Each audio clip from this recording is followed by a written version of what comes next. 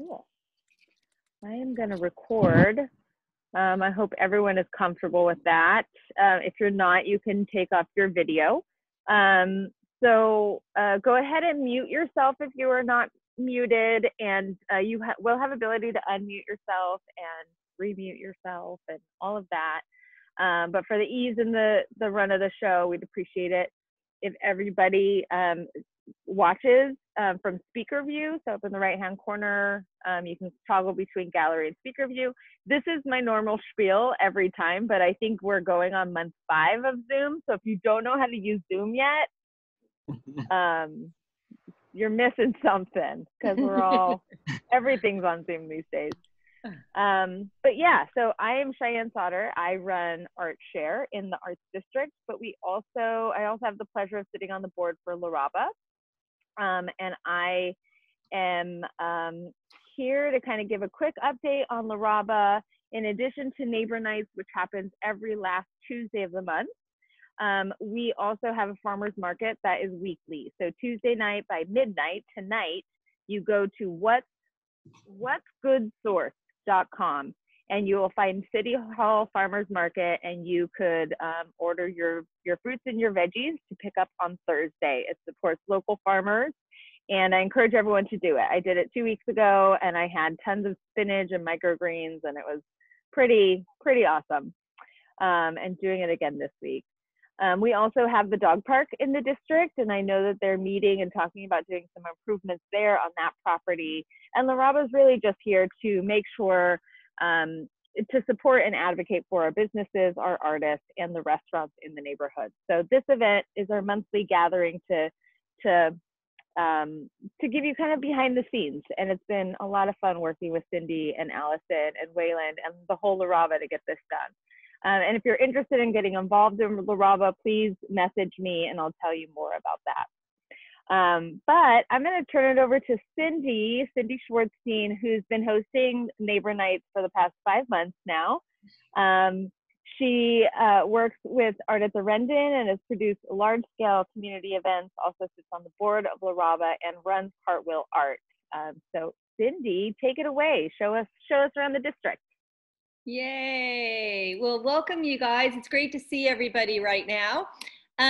We have a really nice neighbor night set up again. I love doing these, as Cheyenne's been talking about how fun it is for us, because it just feels like we're kind of giving you an inside tour right now. We obviously can't be outside giving you these tours, so it's fun to just, pull it together virtually. So we have 3 great speakers this evening. We have Francisco, and we have, I'm going to my gallery here, who's here.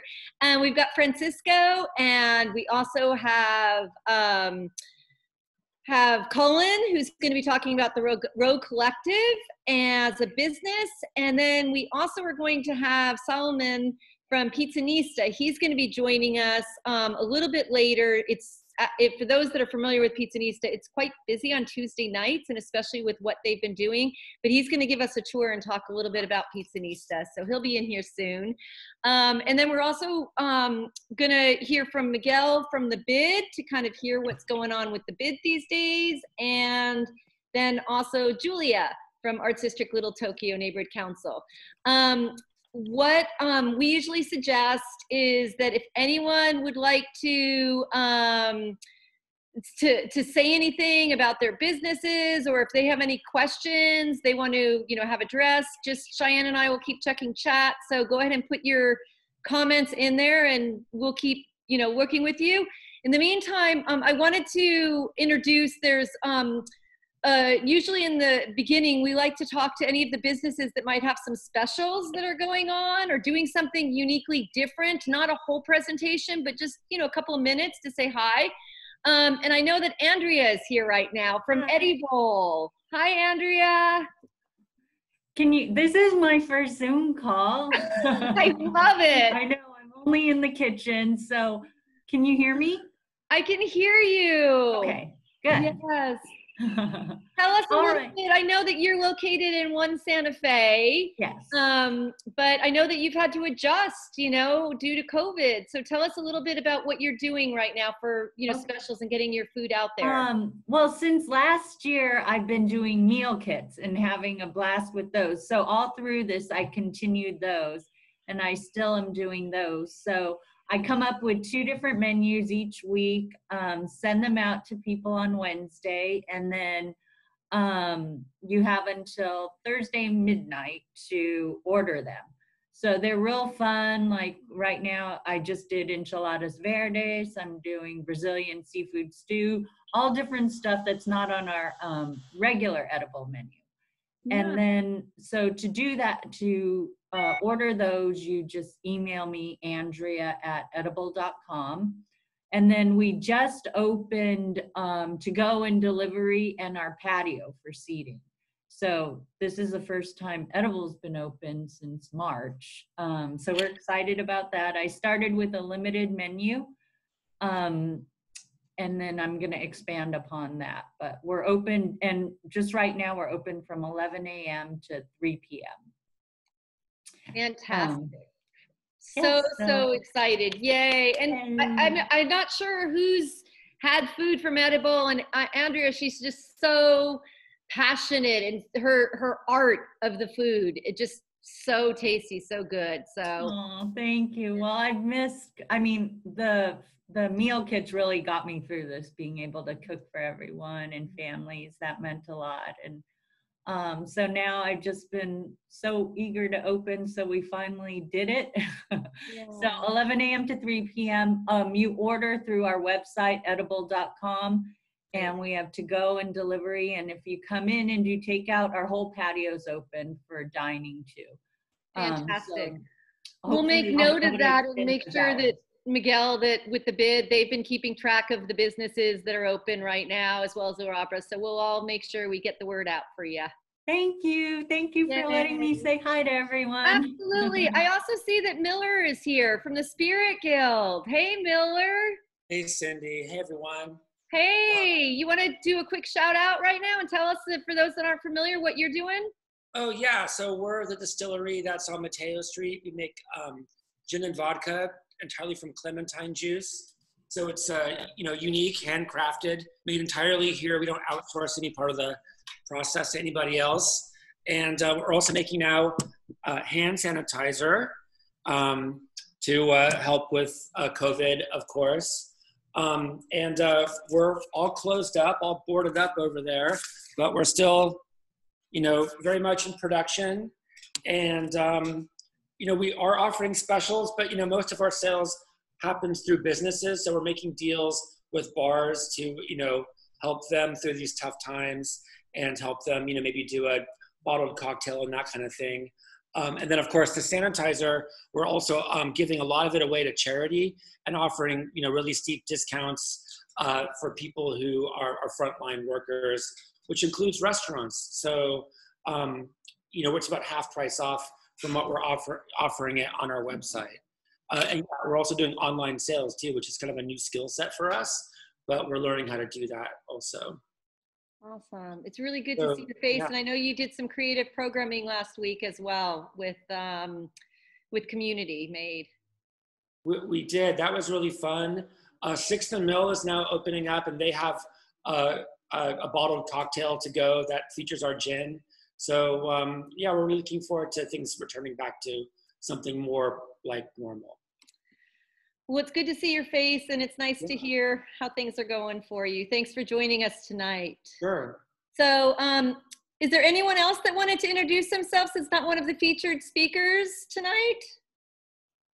All right, then let's move forward. And Miguel, do you want to jump in and tell us a little bit about what's going on with the bid and what the bid's all about for those that aren't familiar? Yeah, hopefully everybody knows what about ADLA, right? And kind of what we do. I'm sure if you're in the neighborhood, you've seen us. You've seen our security guards on bicycles. They're patrolling around. You've also seen our clean team. There guys out there pushing the carts, sweeping, right? So that's we're the Arts District, Business Improvement District. we have a team of folks who go around the neighborhood and clean the streets, clean the neighborhood, and a team of folks who patrol, right? So that's who we are. I'll throw our phone number in the chat where we run 24/7. And so we've been here every day in the neighborhood ever since the lockdown. And so things are definitely different. Things have definitely changed, right? Foot traffic died back in March, April, right? And it's been a lot of public safety incidents, but it kind of feels like this is the first week that things are kind of getting back to, in terms of the level of crime, that's starting to come down. Since the civil unrest, there was a huge spike in crime, and then it's kind of been up since that. But right now, it seems this was the first week that I've looked at the crime stats where it looks like it's leveling off. So maybe we're headed in the right direction. I want to hope so. Yeah, but there's still, I can tell you that we're picking up maybe half of the amount of trash that we used to be. So I kind of go based off of how much trash is in the neighborhood. There's certainly a lot less trash. So I guess I will say that things are back to normal when we start to see the same level of trash in the trash cans. Okay, that's good to know. Yeah. Well, thanks, Miguel. Thanks for keeping us updated. Always Absolutely. appreciate it, and I love seeing your face every time. Yeah, same here. Great to see everybody. Oh, thanks. How about Julia? You want to tell us a little bit about what's been going on with Arts District Little Tokyo Neighborhood Council? Yeah. Hi, everyone. It's great to be here. Some new faces, some familiar faces. I'm Julia Posen. I'm the environmental chair of the Arts District Little Tokyo Neighborhood Council, and I've lived in the Arts District officially since 2013. I live on Traction Avenue, very close to Road Collective. Been in there many times. So our neighborhood council covers the Arts District in Little Tokyo. There's 14 of us total. We have residents that are part of the board, property owners, and then a few at-large members. We have actually an Arts District resident seat that is soon to be open. We're going to have an election likely September, but if you just check our website periodically, I'll put it in the link. There will soon be an opportunity to submit. I know some of you have been asking, and we're pushing that process forward. So yeah, please reach out and keep checking our website, and we want those submissions for our new resident seat. We also want people to come to our meetings. They're every second Tuesday of the month. We've transitioned to a Zoom platform like the rest of the world. And I'll put that information in the chat after I'm done talking. So one of the things that we do is we also support, residents and businesses, and one thing that I'm very excited about seeing is this LA Department of Transportation's Alfresco policy, which basically provides restaurants with outdoor dining options, so that it allows people to come and eat and in a more safe and physical distance environment. So as a neighborhood council, we're in conversations of ways like to support that process. And if you're a business that is interested in that, definitely reach out to us or Miguel or myself. Another thing that we do is we provide grants. Neighborhood purpose grants. These are available to schools and nonprofits. And we have actually our fiscal year just started this month, and our budget was cut this year to about $35,000. But we're very eager to get more submissions from the Arts District. If there's a grant that you think we should fund that would make our community a better place, definitely reach out. And I just want to talk, I know I don't have a lot of time. I want to talk about community impact statements. And I haven't mentioned this before. And they're actually one of my favorite tools being a part of the neighborhood council. And it's really the most effective ways that our neighborhood council can make our opinions known to city council members and help drive issues through legislation in the city of Los Angeles. So I've submitted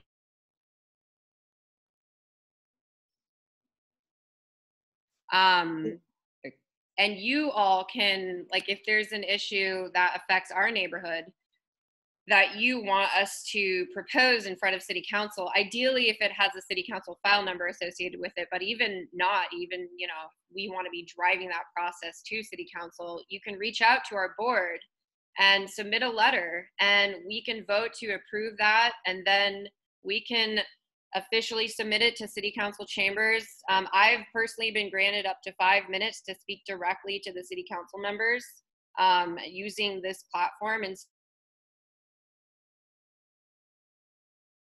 I think we lost Julia. oh, can you hear me? Yeah, now we can. So. Okay. Yeah, so I want to make myself available for that, and I really encourage y'all to take advantage of Julia, why don't you go ahead and put your email address into the chat section, so if there's anyone that's interested, they can follow up with you. Yeah, definitely. Great. So that's it. Thank you all so much, and talk to you later. Thanks. So there is another update. We probably, there's another business that's online that I realize is there's Cheyenne from ArtShare. Cheyenne, I saw that you're doing some exciting programming right now. Do you want to talk a little bit about it? Goodness, my day job, I've turned that off. I'm sorry, I know you're on wine time right now. You're like, I don't want to talk about this. I want my glass of wine. I know.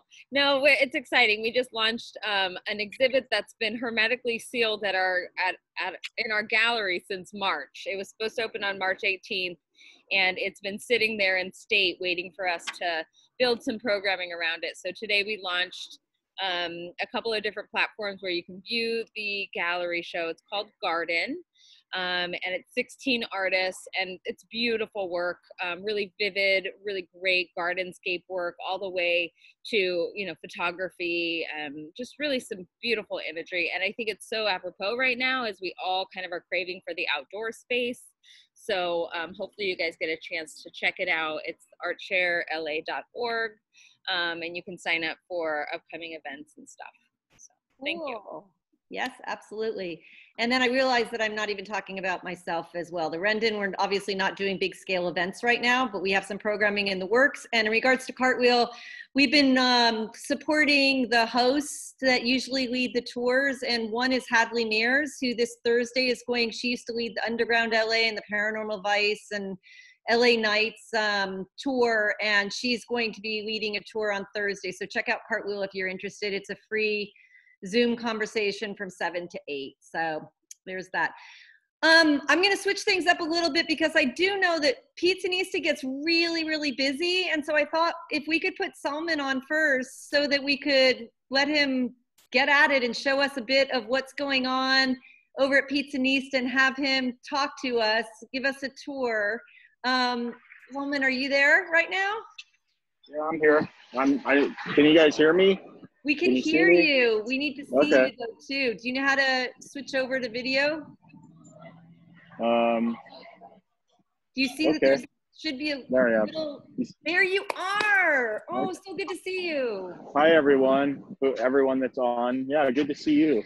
Yeah. I'm right here. I'm right out here in front of the shop right now. I figured I'd start out here because normally we'd have a lot of people out here. I mean, we have had a lot of people. Last Tuesday I was down here working and we had a line down to Mateo. So we've fortunately been very busy through COVID. I think a lot of pizzerias have done really well and been able to sustain through this. So anyhow, this is a little tour. We've kind of set up our sidewalk. As you can see, we've kind of marked it with paint.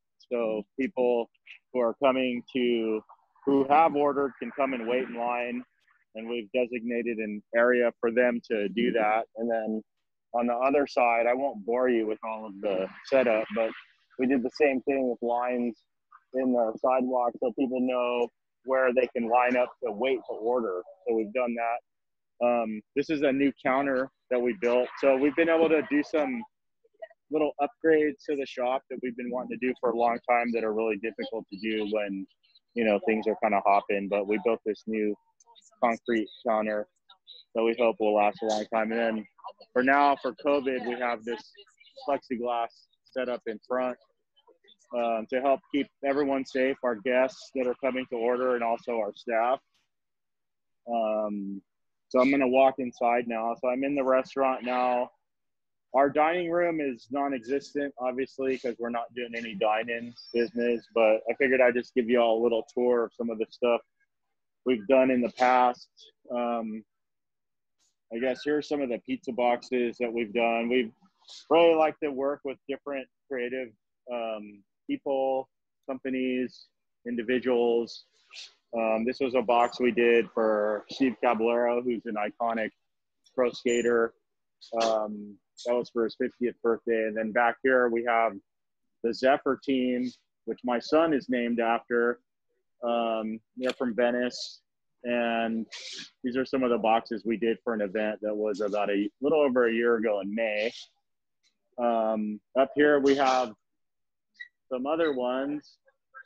This is Glenn Friedman with Ian McKay from Minor Threat, really iconic punk band from Washington, D.C. So I don't know, these are the types of things we like to do here, events we have. I wanted to say a little more about the Zephyr boxes. So we had all of these individuals who are on the boxes: Peggy Oki, Tony Alva, Paul Constantinow, Jeff Ho, who's one of the founders of the Zephyr team, and Jim Muir. They're all part of the whole Dogtown and Z-Boys film, who many of you may have seen. Our crew has been fantastic through all of this. You know, we've all done everything we can to be compliant with all of the health regulations that have come through the health agencies and also through the government to ensure that, you know, we're safe and that the community's safe. And I wanted to show you our new box. We do new boxes a couple times a year. So this is our new box, the new Hella Fresh pizza box. And that was the design that I came up with. It's kind of a little ode to my NorCal roots, because the phrase hella in front of anything was a way to exclaim your, I guess, your appreciation for whatever it was that you were talking about. So in this case, I thought it worked really well, and it's appropriate for food because we always want it to be hella fresh. I don't know what else to say. I just want to thank, you know, the Arts District and LARABA and everyone around here for always being in support of what we're doing. And well, Salman, you've been here for a really long time. I mean, you're kind of one of the pioneers as far as the businesses that are still here. Yeah, we've been here. Yeah. Yeah, go ahead. I mean, if anyone has questions. Yeah, we've been here for 10 years, and we hope to be here for 100 more at least. But yeah, we've been here for a long time. I lived in the Arts District on Industrial for about 14 years. I think I was one of the first people to live down here when it was still much of a ghost town. You know, I grew up skateboarding. I always came down here as a kid and skated around LA. Was inspired to do pizza after visiting New York City. Anyhow, yeah, I just love being down here. It's my home and I love it. And I'm stoked that we're able to continue to thrive through all of this sort of civil progress and also through the pandemic. Well, best pizza ever, and you've got vegan too, for anyone that's not familiar, that you've got some good vegan pizza going, and just been a huge supporter of the neighborhood, you know, Art at the Rendon and so many other events and community organizations. Just thank you for being there for all of us. Does anyone have any questions about like hours, menu, Pizzanista? Is everyone familiar with Pizzanista? Just go ahead and unmute yourself and ask away right now if you have anything. Let's see, look at chat. Everyone's like, nice, cool. Cheyenne put in your hours and put in your Instagram already there. So we are good. This is so awesome. I love it. Cheyenne's like hella cool. Not just hella fresh, hella cool. Very cool. I got a question. Well, yeah. Do you guys have a happy hour or like a specials on any certain days? Well, we do. I mean, since we've opened, we do $2 Tuesdays. So we do $2 slices on that day. But, you know, without getting into all the particulars, typically with alcohol licenses, there's conditions. And in our conditions, we can't do happy hour because there's a bar next door. Unfortunately, they're closed. I don't know if the rules have changed since COVID, but we've done some buy some beer, get free pizza specials and things like that. But we'll probably do more of that in the near future. Cool. Very, very cool. Solomon, thank you so much for joining us tonight. We're excited for you to introduce us, and we've recorded this, and it's going to be going on to the LARABA website. So more people will hear this. All right, well, I'm thankful to have the opportunity to visit with you all virtually, and thanks again for having me, and thanks again for supporting Pizzanista. Absolutely, for sure. Thank you. All right. All right. Next up, we've got Francisco. And Francisco is an artist here in the Arts District and is doing some really unusual, project, a really cool installation project that he's going to talk about. And I'm just going to let him go ahead and share more about himself. So go ahead, Francisco. All right. Welcome, guys. Thanks for listening. I'm going to share my screen here since I made a slide. Okay, is everybody seeing the slide? Yeah, and make sure everyone's doing their speaker view so that they can see everything. Cool. So let's get started. So I'm Francisco Palomares. I'm an artist. So I focus in oil painting, and watch this little quick video. I know it might not stream as smoothly, but this is the unveiling of Francisco's fresh paintings over in Echo Park, which happened in June 20th, 2020. It was on a Saturday, and it just happened to be a day where there was like kind of like a skateboarding punk protest happening in Echo Park. So already there was just so much high energy, and I'm just gonna let you kind of watch this. And, so you guys know it's a little slow. We realized with videos, but we still thought that it was really cool to be able to show you kind of this really unique project that he's been working on, and figured if anyone has any questions, they can, ask, and we can just talk over. Yeah. So you see me here like setting up, and I'll dive more into it as we go through the slides, but I just wanted to show you where I'm at right now, and then as we follow, this is sort of a up close of some of my artwork that I paint on site. Echo Park, and one of the reasons I go to Echo Park is I grew up around Echo Park, and I visit there often just to do my plein air paintings, which is painting outdoors on site. And so you see here, I have my strawberry still life, and I have this little portable easel that I actually take with me when I travel across, everywhere, and I actually paint what I see. Instead of photographing, I actually paint. And so I got this little easel, and it carries all my supplies in it that I need, and I stick to oils, which is keeps it fresh. And this is the ending. Let me, oops, give me one back. So a little bit about me. I was born and raised in East Los Angeles. I went to this program called Ryman Arts in 2007 when I was a high school student, which really, gave me a foundation, a direction to to follow my passion of wanting to be an artist. After I graduated from Ryman Arts in high school, I went to California State University, Long Beach, where I got a BFA in drawing and painting. And this right now, you're seeing like Renee, and Renee's this is some of the work that I was doing during my undergrad, studying the figure and wanting to kind of see the everyday people, specifically Latino men, in the neoclassical portrait style. During my studies, I also got to study in China and Italy. This is a piece that I did while I was studying in China. And so this individual didn't have all the tattoos on him, but I took his portrait and I inserted tattoos. And since I was like the only Latino kid in China for, in the whole school, I was thinking and the whole idea was an exchange. How do I bring in my background? And I grew up around like tattoos and gangsters and stuff in East LA, and knowing that in their tattoos there's a history. And so, if you look at this, it has the LB in his chin. I was going to Long Beach. On his upper lip, he has Los Angeles. That's where I was coming from.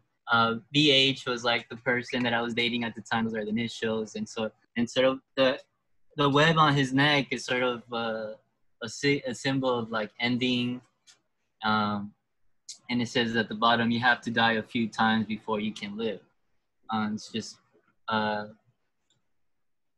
and then I graduated and came back to Boyle Heights and opened my first studio over by the Sears Tower over in Olympic and Soto.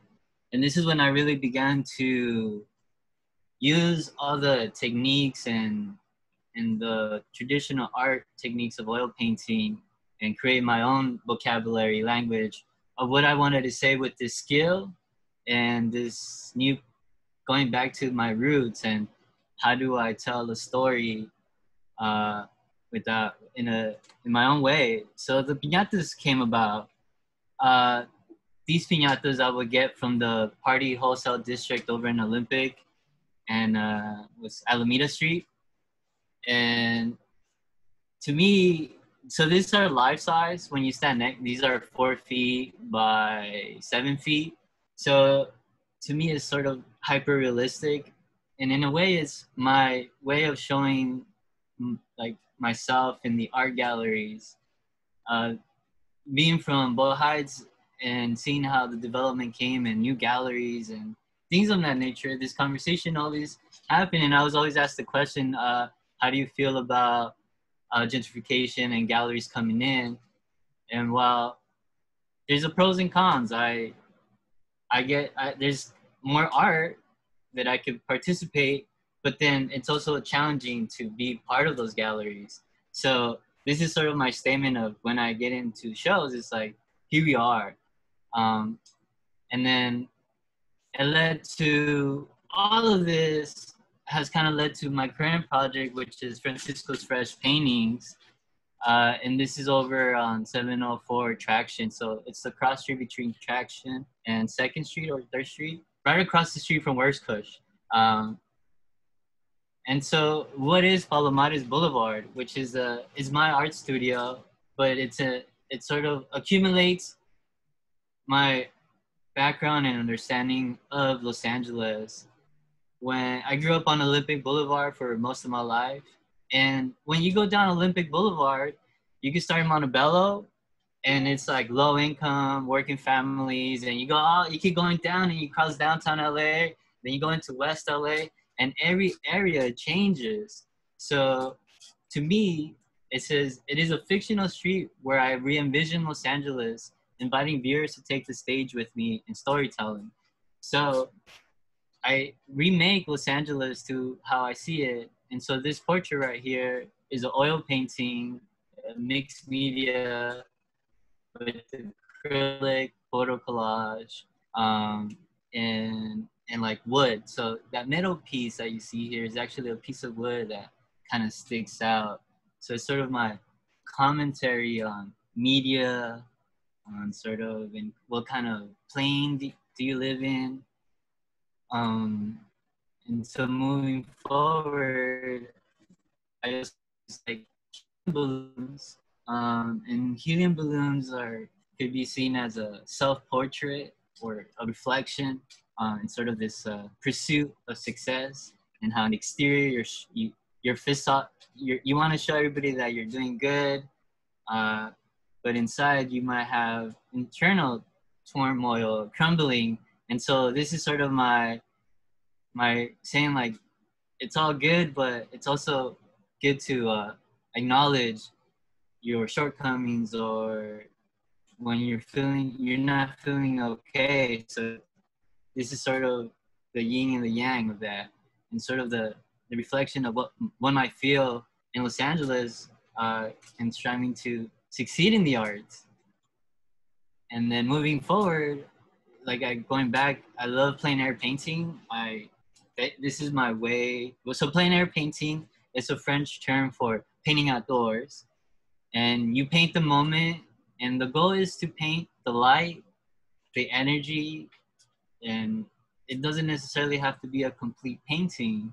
And La Cita is one of my favorite places to go and just have fun. And so I would set up here at 1 a.m. and just paint, and you see my car right there in front. I park my car, and then I would just paint there, and as I'm painting there, I really get a sense and feel of the city. And for me, it's really important for me to be there because I cannot capture the same in a photo.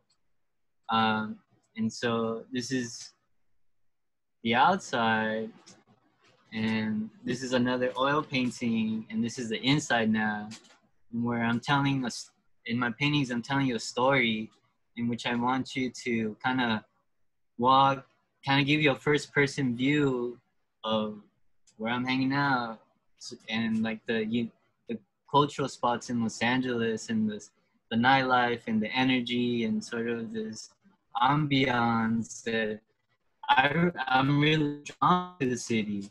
And this is sort of my current art studio. Right now, one of my current series, new projects, is these right here, where I kind of use these old decorative paintings that I would see in that Latino moms or would like to decorate their homes. My mom likes to decorate her home using these floral decorations. And so I was thinking about just how I grew up in a low-income community, but I'm also involved in the fine arts, which is two separate, huge, distinct identities. But I want to combine those two realities. And so the Clorox is sort of the next phase in that, where I'm including my mom cleans homes, and she's her own boss, but she cleans homes and she's doing well. And I'm in the fine art world, and I like these, my paintings go for this X amount that can be bought necessarily by working low-income families. And so this is my unity and exploring the beauty in between both worlds. And then if you look over here on this one, you might recognize this is over just as you cross the bridge and going to Pizzanista, because I go to Pizzanista. And so I would get inspired by this phrase called eager, because that was what it was. I'm crossing over from East LA into downtown because I'm eager to make it and just be an artist and make it in the city. And so this individual was another studio mate of mine, and I get that energy. So I include people that reflect that feeling and that narrative and carry the story forward. And so then moving forward during COVID-19, I really sewed, and this is what I worked on. This is a life-size. This is 4 feet by 5 feet. And I like to explain it as the elephant in the room. When you witness, you can't help but to notice it, and a piñata. And so depending on the viewer, it has your own message. It tells you a different story, but everybody is familiar with the piñata and knows what it is. And so everybody has their own interpretation. And a piñata started sort of a reflection of myself feeling estranged in different places and feeling like a piñata in this whole new world, but also feeling confident and knowing even though I feel like I'm different, I still belong in this setting. And so this is what I was working on. And through that thought process of wanting to start something new, like knowing that after we stopped quarantine and it coming outside, I felt that it was the role of the artist to bring the art back and in some way a renaissance of art. And so through this mindset, I came through Francisco's Fresh paintings. And so what is it? It combines all my favorite things. It's a mobile art studio, art gallery, art installation, performance art piece. And so it includes all the things that I love. I like to be outside painting. I'm mobile, so I can take my artwork and exhibit it. I'm with the community, so I'm like engaging with everybody else. It's an installation because it's a reflection of my background growing up with fruit cards and so, but then I've converted that fruit cart to become modern, to fit the modern generation, first generation artists out here in Los Angeles, and how I could take that authentic item everyday scene and convert it to something that is authentic to me, and I could continue the tradition. So that's kind of how the fruit cart came about. Francisco, it is so amazing. I love your fruit cart. I love seeing all of your work. It's just, it's really fun to see how it's like come full circle, you know? Yeah. Thank you like for sharing all of this. It's so, so cool. I don't know if anyone wants to take themselves off mute, if they have any questions. We put Francisco's website and Instagram in the chat as well. And oh, super, super fun. Yeah, thank you for being here with us. And everyone's, if you haven't seen him out there on Traction over there, got to come out and see you on Saturdays, right? I'm there Friday, Saturday, and Sunday. Friday, Saturday, and Sundays. Okay, and what hours do you usually like to go out there? I'm there from noon to like 9:30. Damn, you are dedicated. I like it. Hey, Francisco, are you selling the artworks while you're out there? Are those? I am. You are. They're fresh. They're fresh. And I did want to add, because, you know, there's a thing that people ask me, so what's the situation with vending outside? Actually, you know, if you're curious about vending, there is a permit. I got official. Yeah. And it's not hard. Right now, actually, it's really easy. I think the city's promoting for people to get their permits to vend outside. For merchandising, it's really easy. For food, it's definitely a whole nother permit. But to sell merchandise and vending, it's fairly straightforward and easy. And right now, the city is really, they cut the price half so people could sign up. Amazing, Francisco. Also, I see Cheyenne was asking, how much are the pieces? The pieces range from 35 to 65. And the great thing, they're ready to hang. So you don't have to like get a frame. They're just grab it from the easel and just plop. Cheyenne says she's going to take 2. Yeah. Yeah. We're all on it. I love it. I love it. I love it. Well, thank you for being with us tonight. It was really a pleasure, and it was really, for me, really fun to see your work since I actually realized I knew you from Ryman Art. So it's so cool to see this all come together. Thank you. Thanks for being with us. So next up, we have Cullen, who is from the Rogue Collective. Hi, how are you? Good. Thanks for being with us tonight. Francisco, I'm super thankful to hear more about your background. The work is incredible. I've seen you obviously over on the corner. I think I'm always running out, but I'll stop and say hello in person this weekend. Yeah. Now you're familiar. I know I'll see you all the time, but thank you. Yeah, it's amazing stuff. Francisco is a hard act to follow, unfortunately, but I have the Rogue Collective here. Most everybody seems familiar with it, but we're inside the old Al's Bar. for anybody that isn't familiar, Al's Bar was a legendary punk rock club from 79 to 99. So Nirvana played here, the Chili Peppers, Guns N' Roses, a bunch of people. Building was built in 1905. It has a ton of really cool history. Al's Bar seems to be the most popular portion of it, though. But I opened the store in December of 2016. So it's been 3 years, going on 4 now, which is hard to believe. 17 was kind of a building year. 18 was really good. 19 was horrible, I think, and that's been the sort of general consensus among the neighborhood. The neighborhood was going through a lot, and I think it was good in a lot of ways. There was a lot of development, and that really stopped towards the end of 19. January and February of 2020 were amazing, and then March, obviously, everything changed. It was interesting, though, to see, it was like a light switch, right around as people towards the end of April, right when a lot of the protests started, a lot more people were out and really interested in coming in.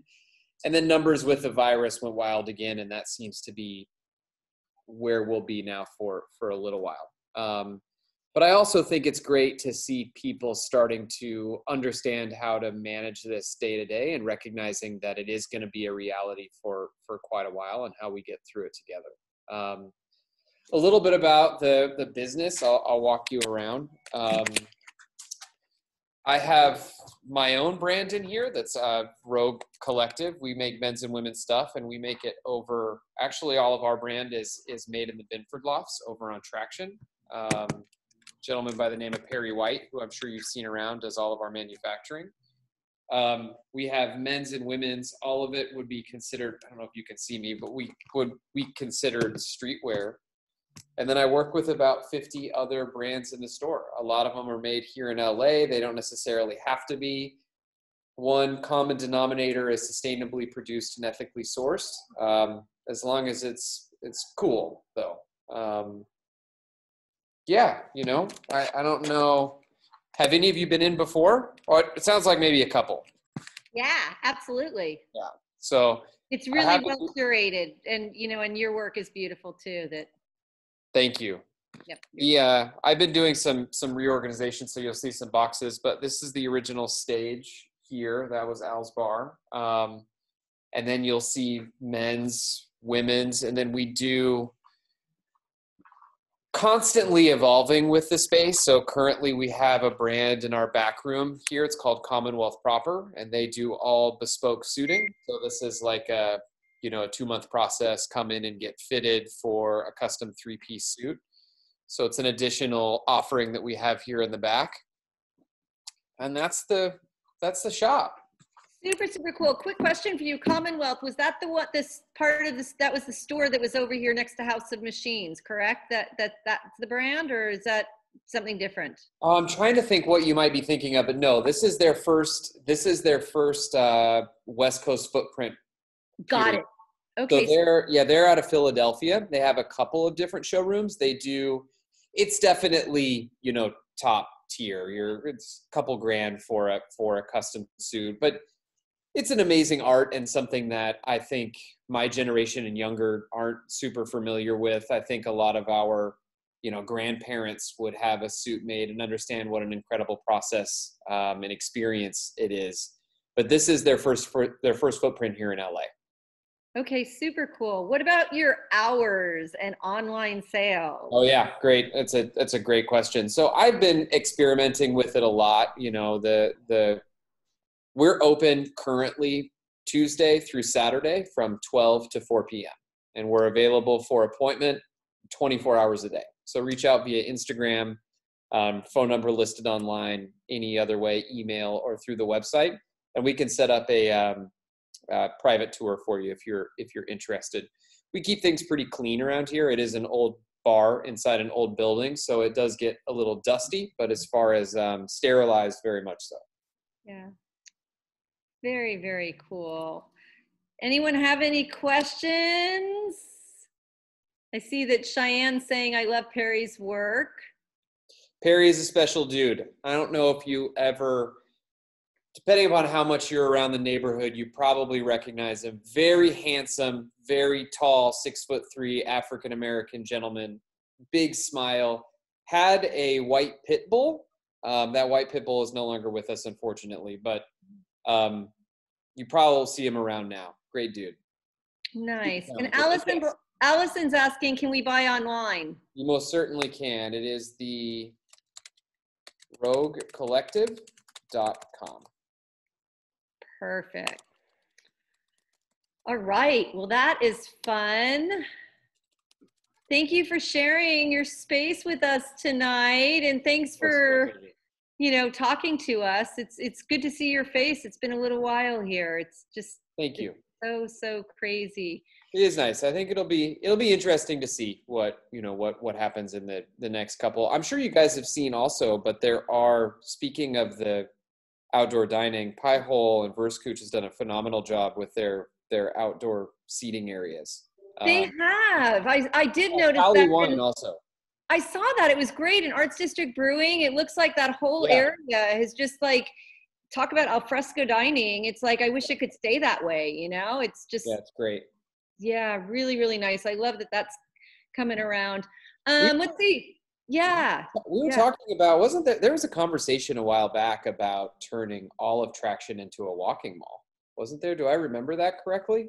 I mean, I feel like there are wish lists, but there are parking structures there that would not allow that to happen. Right. Yeah, I remember that being the crux. But this is as close as I think it will probably ever get, and it's great. Yeah, absolutely, for sure. Yeah, it's interesting because the neighborhood went from a ghost town and now there's some life coming back, but it's dedicated life. It's not just tourism, looky-loos. Like, it's people who are really here to engage with the artists and people on the street. Francisco, I'm sure you see that from being out there 3 days a week, like just engaging with the community must be really cool. Yeah, Verskooch and Pie Hole are really bringing in the scene. We're in that wine bar down the street. Wine as well, yeah. Yeah, they're really bringing in the atmosphere. And Arts District Brewing looks like it's really busy too, that they've taken over like a quarter of the parking lot, it looked like, with umbrellas. Like, and then they were packed. Yeah, but there is a good amount of tourism. I would say that every Friday, Saturday, I see like a herd of the scooters coming in, and I'm like, these are tourists. It's funny you mentioned that. It has been the last couple of weeks where scooters are back. And remember, there wasn't a scooter to be found for a good couple of months, and all of a sudden limes came back in little stockpiles, and now you see all of them again. Yeah. It's amazing. Super, super true. Life is starting to come back to the Arts District. Look at that. Life is starting to come back. That's the truth. Is there anyone else on the call that wants to introduce themselves since we have a small group this evening? Let's see. We have 3 more minutes. What can we add? It's just really nice to see everyone's faces tonight. I love doing these events. I love feeling like we're connecting, in some way in the neighborhood here together. We'll get through this, you guys. We will. Yeah. Right? I know. Miller, I'm starting to do some more walks in the neighborhood, so hopefully I'll see you as I'm walking by in a social distance way with my mask. Yeah, just knock on our doors. We're pretty much closed up though. Of course. Yes, you need to be. I get that for sure. But sales is going, at least you have the online and you're doing the hand sanitizing and all. That's great to see that that's happening for you. It's been a pivot for sure. Yeah. Yeah. It's been like a silver lining in all this for sure. Interesting. Good transition with that. Well, and I see Dan, thanks for joining us as well. Dan's a LARABA board member as well. Hi. Yes. All right, you guys, we'll sign off and we'll all be in touch. And yeah, Cheyenne, you want to say any last words here? Oh gosh, my philosophical closings, right? Yeah. Oh wait, Colin just said the face mask, free face mask with purchase of Rogue Collective. That's awesome. Good to know. Nice. And they're district focused. I'm down. And just as we're ready to hang up, I see Randy Miller just joined. Aw, Hi, Randy. We're hanging up, but it's nice to see that you're here. Just want to thank everyone for being here. I think it's good for us to share this behind the scenes moment with everybody and get to know people that we don't normally get to. You know, you walk into Colin's work space and he's there some of the time. So being able to really talk to the owners, and Francisco, who's been living in the neighborhood for almost 2 years in October. 3, I'm getting too old. You know, being able to share that there's creativity happening behind the walls. And he didn't drop it, so I will. He lives at Art Share, so I'm super proud to call him one of our talented bunch on that corner. So nice. Creativity is not dead in the district. Nope. All right. Well, thanks everyone for joining us. It's wonderful to see you all, and it's been great to hear